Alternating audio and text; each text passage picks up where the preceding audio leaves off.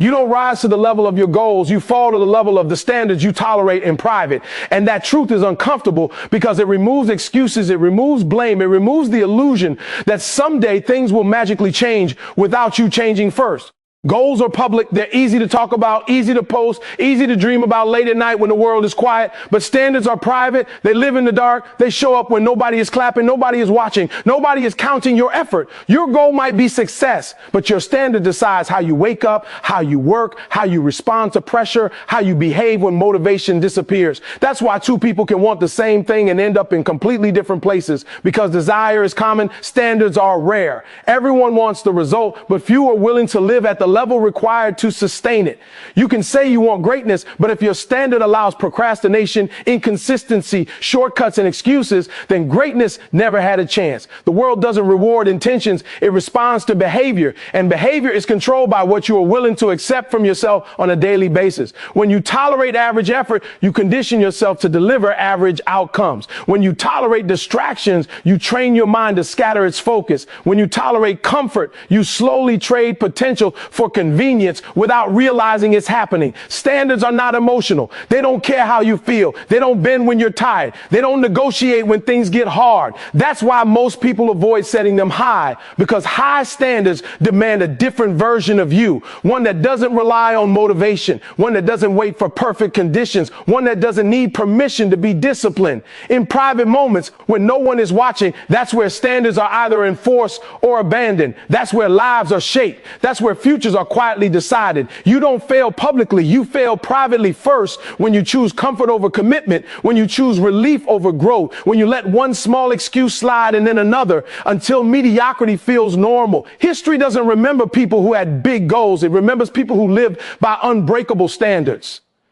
Edison didn't have a goal to invent the light bulb. He had a standard of relentless experimentation. Lincoln didn't have a goal to be liked. He had a standard of moral conviction.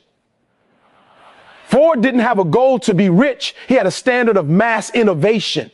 Their private discipline built their public legacy.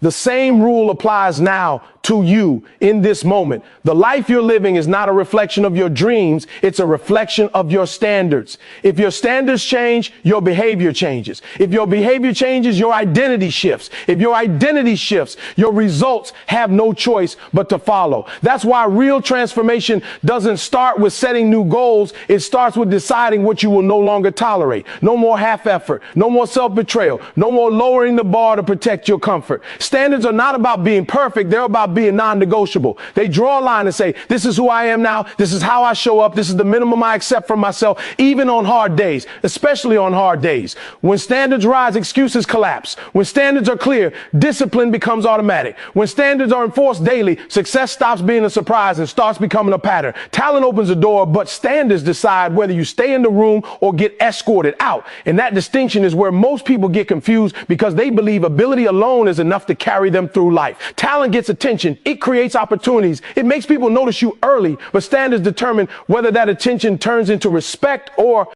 disappointment.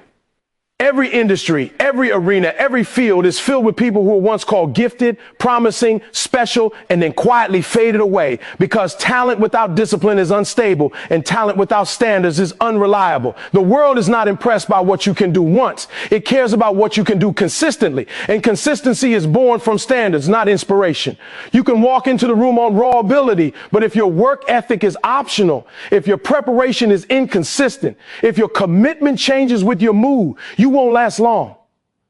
High-level rooms have unspoken rules, and one of them is this: everyone here is talented, so talent is no longer the differentiator. Standards are. How you prepare when no one is checking, how you respond to feedback, how you handle pressure, deadlines, criticism, and failure.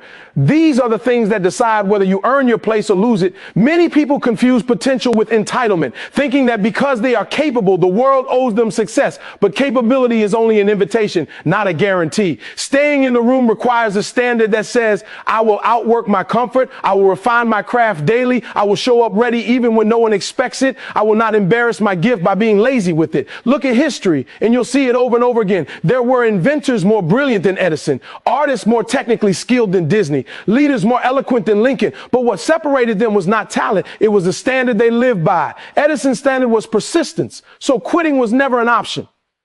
Disney's standard was imagination married to execution, so rejection only sharpened his vision. Lincoln's standard was principle over popularity, so criticism could not move him. Their standards protected their seat at the table long after the novelty of their talent wore off. In modern times, the same rule applies. You can have the degree, the skill, the physique, the voice, the idea, but if your standards allow excuses, shortcuts, and inconsistency, the room will eventually close its doors to you. Standards are what make talent sustainable. They force you to train when others rest, to learn when others coast, to improve when others celebrate too early. They create reliability, and reliability builds trust. And trust is what keeps you in the room when things get difficult. Talent gets you noticed. Standards get you respected. Talent creates a first impression. Standards build a lasting reputation. When pressure increases, standards reveal who belongs and who is just visiting. The people who stay are not always the most gifted, but they are always the most disciplined. They have decided in advance how they will behave, how they will prepare, how they will respond regardless of circumstances. That decision removes guesswork and excuses. The room does not reward potential. It rewards performance, and performance is the visible result of invisible standards enforced every day. If you want to stop being escorted out of opportunities, stop relying on talent alone, and raise the standards that govern how you show up, how you work, how you honor your gift. Because talent may open the door, but only standards earn the right to stay. Every version of your life is built on what you refuse to accept, not what you wish for. And that truth exposes the quiet power you've had all along, but rarely used.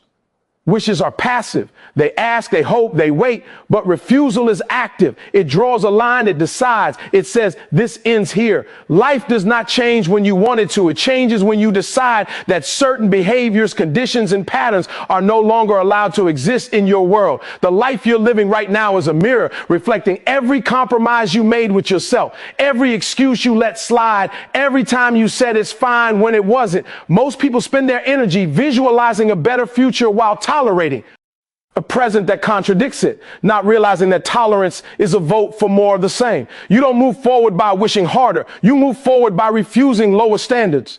Refusal is uncomfortable because it demands confrontation, first with yourself, then with your habits, then with the people and environments that benefited from you staying the same. When you refuse to accept late nights that steal your mornings, your energy begins to return. When you refuse to accept distractions that dilute your focus, clarity starts to sharpen. When you refuse to accept relationships that drain your spirit, your confidence begins to rebuild. Refusal is not negativity, it is self-respect in action. History is shaped by people who refused to accept the conditions they were handed. Lincoln refused to accept a divided nation as permanent. Edison refused to accept darkness as inevitable. Ford refused to accept slow, expensive transportation as the norm. Their refusal created alternatives where none seemed possible. The same principle applies on a personal level. The moment you refuse to accept inconsistency, discipline becomes non-negotiable. The moment you refuse to accept mediocrity, effort naturally increases. The moment you refuse to accept a life beneath your potential, your behavior is forced to rise to meet that decision. Refusal creates boundaries, and boundaries create structure, and structure creates progress. Without refusal, everything remains negotiable, and when everything is negotiable, growth is optional. Many people confuse acceptance with peace, but accepting what undermines you does not bring peace, it brings stagnation. Peace comes from alignment, from living in accordance with what you know you are capable of, not from settling into what is familiar. Your future is not waiting for you to believe in it harder. It is waiting for you to reject what no longer serves it. That rejection might cost you comfort, approval, or convenience, but it will reward you with momentum, clarity, and strength. Every upgrade in your life will begin with a refusal to stay stuck, a refusal to repeat the same patterns, a refusal to betray yourself one more time. When you stop accepting what weakens you, you automatically create space for what strengthens you. You don't need permission to refuse. You need courage. Courage to say this ends now. Courage to walk away from what feels safe but keeps you small. Courage to hold the line when your old habits try to pull you back. Life doesn't respond to wishes. It responds to decisions. And refusal is one of the most powerful decisions you will ever make, because the moment you decide what you will no longer accept, you quietly begin building a different life without asking for anyone's approval. Discipline is simply the daily enforcement of a standard you've decided is non-negotiable. And when you understand that, discipline stops feeling like punishment and starts feeling like identity. Most people treat discipline like a mood, something they tap into when they feel motivated and abandoned when they don't. But real discipline is not emotional. It is decided in advance. It is the quiet agreement you make with yourself about who you are and how you live, regardless of circumstances. When a standard is truly non-negotiable, discipline becomes automatic, not because it is easy, but because there is no alternative. You don't debate it. You don't negotiate with it. You don't wait to feel ready. You simply act. The reason discipline feels heavy to so many people is because their standards are weak, unclear, or flexible. When the line keeps moving, effort becomes optional. When the rules change depending on how tired you are, discipline has no foundation. But when the standard is fixed, behavior aligns without resistance. Look at the people who operate at a high level consistently, and you'll notice something important. They are not constantly hyping themselves up. They are not relying on willpower. Where every day they are enforcing standards they decided long ago. They wake up when they said they would. They train even when they don't feel like it. They prepare even when no one is watching. Not because they enjoy discomfort, but because breaking their standard would cost them their self-respect. Discipline is not about intensity. It's about integrity. It's about doing what you said you would do long after the feeling has passed. History rewards people who made discipline their language. Edison enforced a standard of relentless experimentation. Lincoln enforced a standard of moral conviction under pressure. Ford enforced a standard of innovation when failure was public and expensive. Their discipline was not heroic in the moment. It was repetitive, boring, unglamorous, and that's why it worked. Discipline is built in the mundane moments, in the small decisions that seem insignificant but compound over time. Skipping once feels harmless, but skipping becomes a habit when the standard allows it. Showing up once feels good, but showing up consistently changes who you are.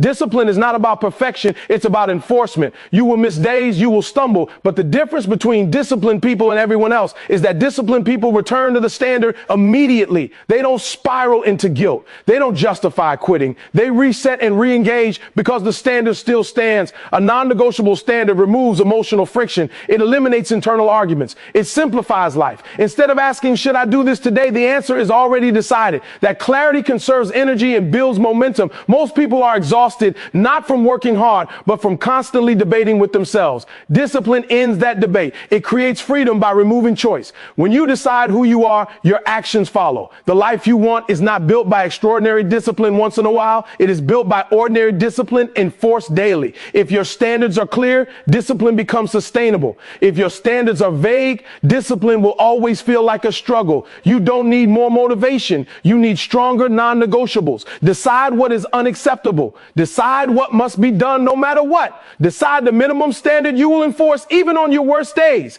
When that decision is made, discipline stops being something you chase and starts being something you live. Comfort is the silent agreement to live beneath your potential while calling it balance. And it is one of the most convincing traps ever created because it doesn't feel dangerous. It feels reasonable. Comfort speaks softly. It tells you that you deserve rest even when you haven't earned momentum. It tells you that pushing harder can wait. It tells you that tomorrow's a better day to start. Balance sounds mature. It sounds healthy, but too often it is just fear wearing a responsible mask. Comfort doesn't demand that you quit your dreams outright. It only asks that you postpone them again and again until urgency fades and the fire cools. You don't wake up one day having chosen a small life. You slowly drift into it by choosing what feels good over what makes you grow. Comfort is seductive because it rewards you immediately, while growth demands payment up front. Growth costs effort, discomfort, uncertainty, and patience, while comfort costs nothing today and charges you everything tomorrow. Many people confuse peace with comfort, but peace comes from alignment, not avoidance. True balance is not equal parts comfort and challenge. It is alignment between your actions and your potential. When your daily choices contradict what you know you're capable of, balance becomes a lie you tell yourself to quiet the discomfort of regret. History was not shaped by people who sought comfort. It was shaped by people who tolerated discomfort in pursuit of something greater. Edison was uncomfortable with failure, but more uncomfortable with quitting. Lincoln was uncomfortable with criticism, but more uncomfortable with injustice. Ford was uncomfortable with risk, but more uncomfortable with stagnation. They didn't reject comfort because they were reckless. They rejected it because comfort would have required them to betray their vision. Comfort always asks for a trade, and the currency is potential. Every time you choose the easier option, you reinforce an identity that avoids resistance. Every time you choose comfort over commitment, you train your mind to retreat at the first sign of difficulty. Over time, that retreat becomes automatic. You start negotiating with yourself, lowering standards, justifying inconsistency, redefining success to match your effort. Comfort slowly reshapes your expectations of yourself until excellence feels extreme and discipline feels unnatural. The danger of comfort is not that it hurts, it's that it numbs, it dulls your hunger, it softens your edge, it convinces you that staying the same is safer than risking growth. But comfort cannot protect you from regret. It cannot shield you from the quiet dissatisfaction that builds when you know you could have done more. Growth, on the other hand, is uncomfortable by nature, but it is honest. It asks you to confront your limits and push past them. It demands effort before reward and discipline before confidence. It does not promise ease, but it delivers expansion. The moment you start choosing growth over comfort, your identity begins to change. You stop asking what feels good and start asking what moves me forward. You stop chasing balance that keeps you small and start building alignment that makes you stronger. Comfort will always be available. It never runs out. It never challenges you. It never asks more from you than you're already giving. Growth is rarer. It requires courage. It requires standards. It requires the willingness to be uncomfortable longer than others are willing to tolerate. The life you want is on the other side of choices that don't feel good in the moment. Comfort offers relief. Growth offers results. Comfort keeps you safe. Growth makes you capable. The question is not whether you deserve comfort, it's whether you are willing to sacrifice your potential for it. The moment you raise your standards, your excuses lose their authority, because excuses only survive in environments where low expectations are tolerated. An excuse is not a reason. It is a permission slip you give yourself to stay the same. And it only works when the standard allows it to work. When standards are low, excuses sound logical. They sound justified. They sound responsible. You're tired. You're busy. You've been through a lot. The timing isn't right. The conditions aren't perfect. All of that sounds reasonable until the standard changes. When the standard rises, those same excuses are exposed for what they are: delays, distractions, and self-protection mechanisms designed to keep you comfortable. High standards don't argue with excuses. They eliminate them. They don't ask how you feel. They ask whether the work was done. They don't care about circumstances. They care about commitment. This is why raising your standards feels threatening at first, because it removes your escape routes. It corners the part of you that has been avoiding responsibility and forces it to either evolve or disappear. Most people are not held back by a lack of ability. They are held back by a collection of well-practiced excuses that have never been challenged. Once you decide that showing up is non-negotiable, tiredness loses its power. Once you decide that preparation is mandatory, busyness stops being an excuse. Once you decide that consistency is required, motivation becomes irrelevant. Standards create clarity, and clarity destroys ambiguity, and ambiguity is where excuses hide. History does not remember the reasons people didn't act. It remembers the results of those who did. Edison didn't invent despite having. NG excuses. He succeeded because his standard made quitting unacceptable. Lincoln didn't lead without pressure. He led because his standard made surrender impossible. Ford didn't build without risk. He built because his standard made stagnation intolerable. Their standards redefined what was acceptable, and in doing so, they stripped excuses of their legitimacy. On a personal level, the same principle applies. When you raise your standards, you stop negotiating with yourself. You stop asking, can I get away with this? And start asking, does this align with who I've decided to be? That shift is powerful because it changes the conversation in your head. Excuses rely on emotional reasoning. Standards rely on identity. When your identity is clear, behavior follows. You don't need to argue yourself into action. You simply act, because not acting would violate who you are. Raising standards does not make life easier. It makes life clearer. It draws hard lines that remove confusion. It replaces emotional decision-making with principle-based action. Excuses thrive in chaos, but standards create order. That order builds momentum. Momentum builds confidence. Confidence reinforces the standard. Over time, what once felt difficult becomes normal, and what once felt impossible becomes expected. Excuses don't disappear because life gets easier. They disappear because your tolerance for them vanishes. You reach a point where the cost of staying the same feels heavier than the discomfort of changing. That is when growth accelerates. The version of you that relied on excuses cannot survive in a life governed by high standards. It either adapts or fades away. Raising your standards is not about being harsh. It's about being honest. Honest about what you're capable of. Honest about what you've been avoiding. Honest about what it will take to become who you say you want to be. The moment that honesty becomes non-negotiable, excuses lose their voice and your actions finally begin to match your potential.